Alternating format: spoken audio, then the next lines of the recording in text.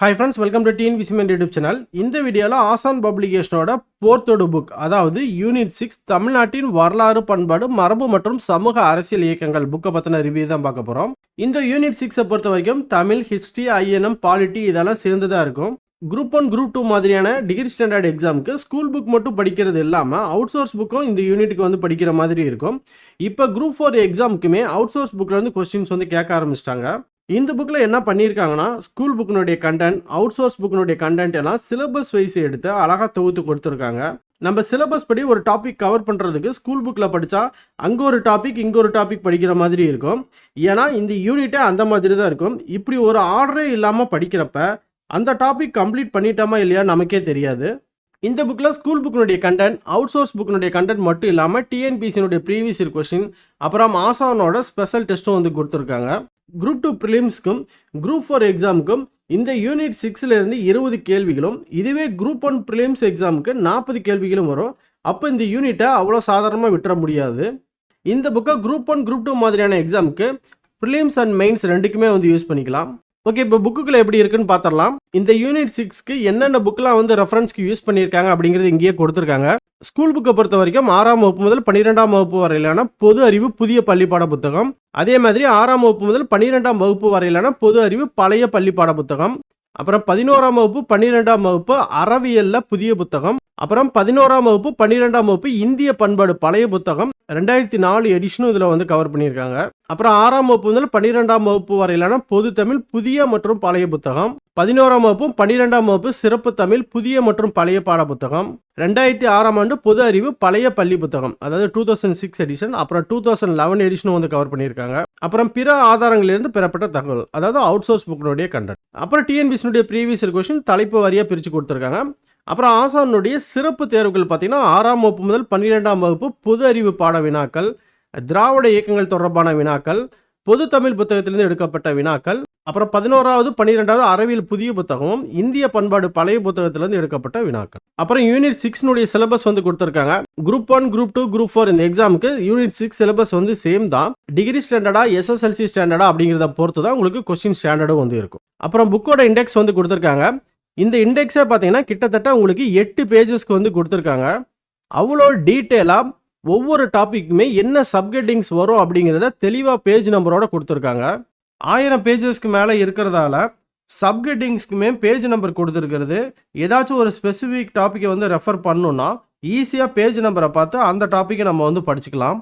Unit 6 சிலபஸில் first topic பார்த்தீங்கன்னா தமிழ் சமுதாய வரலாறு, அது தொடர்பான தொழில் கண்டுபிடிப்புகள். இந்த டாபிக் இந்த புக்கில் எப்படி கொடுத்துருக்காங்கன்னு காமிக்கிறேன். இந்த டாபிக் மட்டுமே 270 பேஜஸ்க்கு இருக்குது. ஸோ எல்லாமே என்னால் காமிக்க முடியாது. அப்படி காமிச்சா வீடியோ ரொம்ப லென்த்தாக போயிடும். சாம்பிளுக்கு ஒரு சில பேஜஸ் மட்டும் காமிக்கிறேன். தமிழர்களின் தோற்றம் கொடுத்துருக்காங்க. அப்புறம் அறிஞர்கள், அவர்களுடைய பணி, தமிழ் தொடர்பான அறிஞர்களுடைய கூற்று, இது வந்து உங்களுக்கு டேபிளர் காலம் போட்டு நீட்டாக கொடுத்துருக்காங்க. அப்புறம் சிந்துவெளியும் குமரிக்கண்டமும் தமிழ் பண்பாட்டுடன் கொண்ட தொடர்பு பற்றி கொடுத்துருக்காங்க. தமிழகத்தின் இயற்கை அமைப்புகள், தொடக்க கால தமிழ் சமூகம் குறித்து அறிந்து கொள்வதற்கான சான்றுகள், செவ்வியல் தமிழ் இலக்கிய சான்றுகள்னு பார்த்தீங்கன்னா தொல்காப்பியம், 17 மேல்கணக்கு நூல்கள், 17 கீழ்கணக்கு நூல்கள், ஐம்பெருங்காப்பியங்கள்லாம் வரும். அப்புறம் பிறமொழி சான்றுகள் கொடுத்துருக்காங்க. மதுரா விஜயம் எடுத்துக்கிட்டிங்கன்னா இது வந்து சமஸ்கிருத நூல். இந்த நூலில் பார்த்தீங்கன்னா மதுரையை வந்து திராவிட தேசம் குறிப்பிட்டிருப்பாங்க, அதை பற்றி கொடுத்துருக்காங்க. அர்த்த சாஸ்திரத்தில் பார்த்தீங்கன்னா பாண்டிய நாட்டில் கிடைத்த முத்துக்களை பார்த்தீங்கன்னா பாண்டிய காவடகான்னு சொல்லி குறிப்பிட்டிருப்பாங்க, அதை பற்றி கொடுத்துருக்காங்க. அப்புறம் தமிழ் அல்லாத பிறமொழி சான்றுகளும் வெளிநாட்டு குறிப்புகள்லாம் மார்கோபோலா பற்றி கொடுத்துருக்காங்க. எரித்திரியன் கடலின் பெரிப்ளஸ் நூலை பற்றி கொடுத்துருக்காங்க. ரோமானிய குறிப்புகள் பற்றி கொடுத்துருக்காங்க. அப்புறம் கல்வெட்டு சான்றுகள் பற்றி கொடுத்துருக்காங்க. தமிழ் பிராமி கல்வெட்டுகள் பார்த்தீங்கன்னா உங்களுக்கு டேபிளர் காலம் போட்டு அந்த கல்வெட்டு தளம் எது, எந்த மாவட்டத்தை சேர்ந்தது, அது கண்டறியப்பட்ட ஆண்டு என்ன, அதனுடைய காலம் என்ன, அந்த தளத்தினுடைய சிறப்பு என்ன அப்படிங்கிறது நீட்டாக இந்த மாதிரி டேபிளர் காலம் போட்டு கொடுத்துருக்காங்க.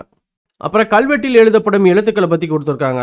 அப்புறம் முக்கிய கல்வெட்டுக்கள்லாம் அழகர்மலை கல்வெட்டு, உத்திரமேரூர் கல்வெட்டு, ஆனைமலை கல்வெட்டு, ஸோ இந்த மாதிரிலாம் நிறைய கல்வெட்டுகளை பற்றி கொடுத்துருக்காங்க. அப்புறம் தமிழ் பிராமி கல்வெட்டு ஆய்வுக்கு பங்களித்த அறிஞர்களை பற்றி கொடுத்துருக்காங்க. செப்பேடுகளில் பல்லவர் கால செப்பேடுகள், சோழர் கால செப்பேடுகள், பாண்டியர் கால செப்பேடுகளை பற்றி கொடுத்துருக்காங்க. அப்புறம் இந்திய தொழில் ஆய்வுகள் வரலாறை பற்றி கொடுத்துருக்காங்க. இந்தியாவிற்கு வெளியே கிடைக்கப்பெற்ற தொல்பொருட்கள் பற்றி கொடுத்துருக்காங்க. அப்புறம் நாணயங்கள்ல சோழர் காலத்து நாணயங்கள், பாண்டியர் காலத்து நாணயங்கள், சேரர் காலத்து நாணயங்கள், பல்லவர் காலத்து நாணயங்கள், அப்புறம் தமிழகத்தில் கிடைக்கப்பெற்ற கிரேக்கர்களது நாணயங்கள், சீனர்களுடைய நாணயங்கள், ரோமானியர்களினுடைய நாணயங்களை பற்றியும் கொடுத்துருக்காங்க. அப்புறம் பண்டைய தமிழகத்தினுடைய காலவரிசை வந்து கொடுத்துருக்காங்க. தமிழகத்தில் உள்ள அகழ்வாய்வு இடங்களை பற்றி கொடுத்துருக்காங்க. தமிழ்நாடு அரசு மற்றும் இந்திய அரசால் மேற்கொள்ளப்பட்ட அகழ்வாராய்ச்சி மற்றும் தளங்களை பற்றி கொடுத்துருக்காங்க.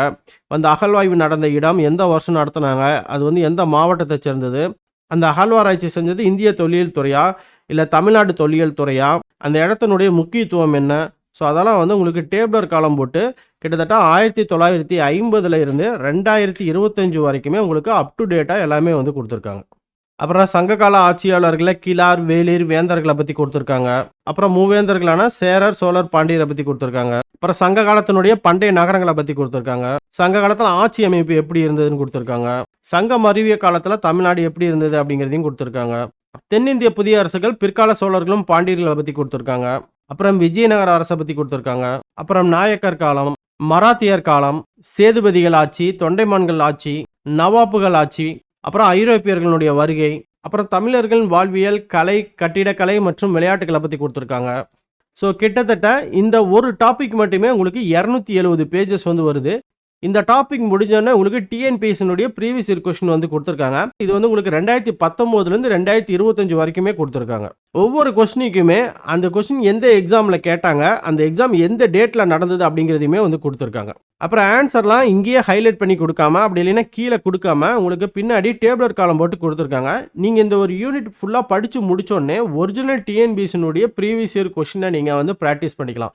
டிஎன்பிஎஸ்சினுடைய ஒரிஜினல் கொஸ்டினே நீங்கள் வந்து ப்ராக்டிஸ் பண்ணுறப்ப இந்த யூனிட்லேருந்து டிஎன்பிஎஸ்சி எப்படிலாம் கொஸ்டின் கேட்டிருக்காங்க, ஒவ்வொரு வருஷத்துக்கும் அந்த கொஸ்டினில் வந்து எப்படி இம்ப்ரூவ்மெண்ட் பண்ணியிருக்காங்க அப்படிங்கிறத நீங்கள் வந்து ஈஸியாக வந்து அனலைஸ் பண்ணி படிச்சுக்கலாம். விடுதலை போராட்டத்தில் பெண்களின் பங்கு இந்த டாப்பிக்கில் யாரெல்லாம் கவர் பண்ணியிருக்காங்கன்னா doctor Muthulakshmi Reddy, doctor S Dharmambal, Moovalur Ramamirtham Ammaiyar, Velu Nachiyar, Kuyili, Udaiyal, Rani Mangammal, Thillaiyadi Valliammai, Cuddalore Anjalai Ammal, Ambujathammal, captain Lakshmi, Ammu Swaminathan, Asalambigai Ammaiyar, Rukmini Lakshmipathi, Krishnammal Jagannathan, Vaimu Kothainayaki Ammal, KP Sundarambal, Padmasini Ammal, SN Sundarambal, TVS Soundaram, KP Janaki Ammal, Mariam Bibi Ammal, Govindammal Iyamuthu, Pattammal Saraswathi Pandurangan, Srimathi Meenambal, RS Subbulakshmi Ammaiyar, Manjubashini Subramaniam. இவ்வளோ இன்ஃபர்மேஷன் வந்து நமக்கு ஸ்கூல் புக்கில் வந்து இருக்காது. இந்த புக்கில் உங்களுக்கு எல்லாமே வந்து கவர் பண்ணி கொடுத்துருக்காங்க. நீதி கட்சி, சுயமரியாதை இயக்கம், இதெல்லாம் பார்த்தீங்கன்னா நமக்கு ஸ்கூல் புக்கில் கம்மியான இன்ஃபர்மேஷன் தான் இருக்கும். இந்த புக்கில் A to Z கம்ப்ளீட்டாக எல்லா டீட்டெயிலுமே வந்து கொடுத்துருக்காங்க. அப்புறம் திராவிட இயக்கம் பற்றியுமே ஃபுல்லாக கொடுத்துருக்காங்க. திராவிட கட்சிகளில் திமுக ஆட்சியில் அறிஞர் அண்ணா முதல்வராக இருந்தப்ப அவருடைய ஆட்சியில் தமிழகம் எப்படி இருந்தது, அப்புறம் மு கருணாநிதி அவர்களுடைய ஆட்சியில் தமிழகம் எப்படி இருந்தது, மு கருணாநிதி அவர்கள் ஆட்சியில் கொண்டு வந்த முக்கியமான திட்டங்கள், அது எல்லாமே வந்து கம்ப்ளீட்டாக கவர் பண்ணியிருக்காங்க. அதே மாதிரி அஇஅதிமுக எம்ஜிஆர் அவர்களுடைய தலைமையில் பார்த்தீங்கன்னா தமிழகம் எப்படி இருந்தது, அவர் கொண்டு வந்த திட்டங்கள், இதையுமே கவர் பண்ணியிருக்காங்க. அப்புறம் ஜெயலலிதா ஆட்சியில் தமிழகம் எப்படி இருந்தது, அவர்களது ஆட்சியில் கொண்டு வந்த திட்டங்கள், அப்புறம் எடப்பாடி பழனிசாமி அவர்களுடைய ஆட்சியில் தமிழகம், அவருடைய ஆட்சியில் கொண்டு வந்த சில முக்கிய முன்னெடுப்புகள், முக்கிய திட்டங்கள், இப்போ இருக்கக்கூடிய முதல்வர் மு க ஸ்டாலின் அவர்களுடைய ஆட்சியில் தமிழகம் எப்படி இருக்கு, அவர் கொண்டு வந்த முக்கிய திட்டங்கள், இது எல்லாமே வந்து கம்ப்ளீட்டாக வந்து கவர் பண்ணியிருக்காங்க. அப்புறம் சென்னை எப்படி உருவானது, இது வரைக்கும் இருந்த தமிழக முதல்வர்களினுடைய பட்டியல் கொடுத்துருக்காங்க. தமிழக ஆளுநர்களுடைய பட்டியல், தமிழகத்தின் முக்கிய நிகழ்வுகள், தமிழகத்தின் முக்கிய தலைமைகள், தமிழக சட்டப்பேரவை நடைபெற்ற இடங்கள், இதெல்லாம் டேபிளர் காலம் போட்டு நீட்டாக கொடுத்துருக்காங்க. அப்புறம் சுதந்திரத்திற்குமே தமிழக சட்டசபை, இதில் வந்து பார்த்தீங்கன்னா சட்ட மேலவையை வந்து எப்போ நீக்கினாங்க, திரும்ப அந்த சட்ட மேலவையை கொண்டுட்டு வரதுக்கு என்ன முயற்சிகளாக வந்து மேற்கொண்டாங்க அப்படிங்கிறதையும் வந்து கொடுத்துருக்காங்க. அப்புறம் மேலவை தலைவர்கள், மேலவை துணைத் தலைவர்கள்லாம் யாரெல்லாம் இருந்தாங்கங்கிறதையும் லிஸ்ட் கொடுத்துருக்காங்க. அப்புறம் தந்தை பெரியார் மற்றும் பேரறிஞர் அண்ணாவின் பங்களிப்புகளில் தந்தை பெரியார் பற்றி ஃபுல் டீட்டெயிலும், அதேமாரி சிஎன் அண்ணாதுரை அவர்களை பற்றினா ஃபுல் டீட்டெயிலுமே நமக்கு வந்து கொடுத்துருக்காங்க.